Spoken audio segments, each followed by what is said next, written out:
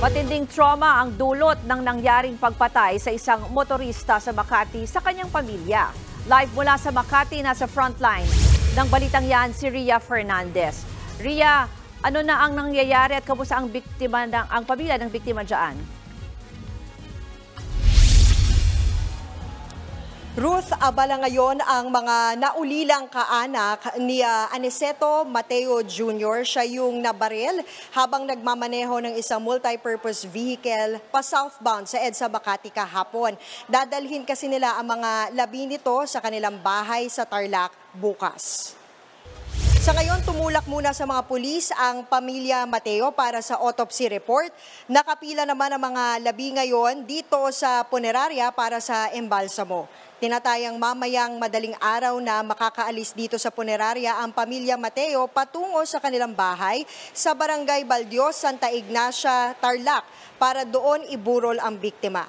Sa panayam natin kay Mark na anak ng biktima, emosyonal nang sariwain niya ang kabutihan ng ama. Hindi nila lubos maisip kung ano ang motibo ng pagbaril sa ama, gayong mabait naman daw ito. Kung tutuusin Ruth, 5 buwan pa lang anya itong family driver sa pinagtatrabahuhan. Tingin naman ng mga kinatawan ng amo ng biktima, away kalsada ang tunay na ugat ng insidente. Imposible rin daw kasi na may kinalaman ito sa among hapon ng biktima, gayong 14 na taon na itong kasal at namamalagi sa Pilipinas.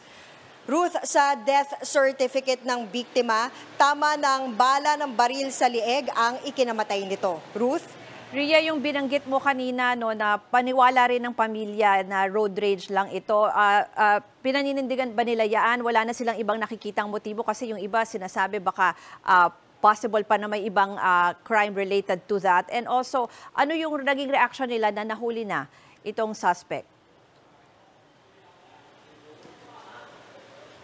Ruth, nung nakapanayam natin sila kanina, wala pang development regarding sa pagkakahuli ng suspect. Kaya talagang ang panawagan nila ay sumuko na ito. At paulit-ulit nilang sinasabi rin na hindi nila lubos maisip kung ano ang posibleng dahilan ng pagkakabaril sa kanilang ama dahil ang paglalarawan nila dito ay mabait at mapagmahal. Kahit nga raw ipagtanong sa mga taga-Tarlac, yun lang din ang sasabihin.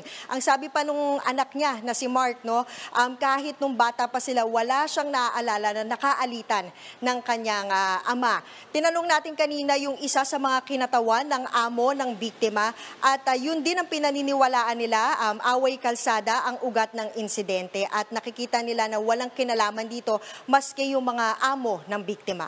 Ruth? Ria, gusto ko lang malaman kung, hindi ko lang alam kung may information ka tungkol dun sa kasama kahapon nung nangyari yung pamamaril. May indication ba kung kabusta kaya siya? At isa rin, syempre, siya rin talaga yung testigo dyan sa krimen eh.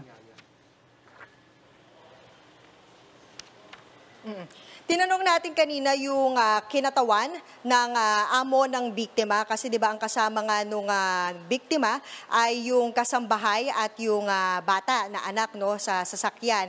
At ang update na nakuha natin mula dito sa representative ng amo ay okay naman daw so far yung bata. Katunayan daw ay yun pa daw yung matapang at matatag. Ang sabi daw po nung bata doon sa kasambahay ay wag magpanik, kalmado lang at maayos din ito. Ruth? Maraming salamat, Ria Fernandez. Mga kapatid, ako po si Ruth Cabal.